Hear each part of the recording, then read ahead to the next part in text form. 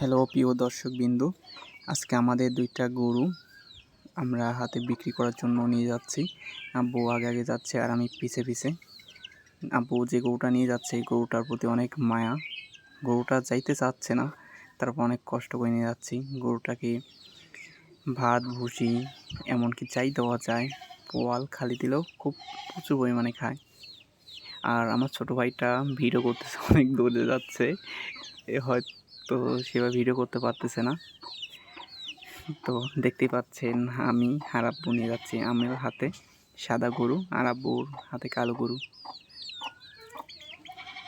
এই যে দেখুন গরুটা বসে পড়লো, গরুটা যাইতে যাচ্ছে না। সবাই বলতেছে কী ব্যাপার, কী হলো গরুর। আমি একটু টেনশনে পড়ে গেছিলাম, পরে ভাবলাম যে না, গরুর কোনো সমস্যা নেই, গরু যাইতে যাচ্ছে না। আমি ফোনটা নিয়ে আসলাম, নিয়ে এসে দেখানোর জন্য।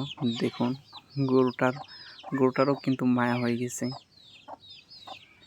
আব্বুকে ছাড়া কোনো কিছু বোঝে না। আব্বু যখন গোয়ালে ঢুকতো তো আব্বুর আওয়াজ শুনলেই গরু হামলাতো। দেখুন পিছমুখা টান দিচ্ছে, বাসায় যাবে। তো আমরা গরুটা বিক্রি করার জন্যই যাচ্ছি, আবার গরুটাকে উঠাচ্ছি।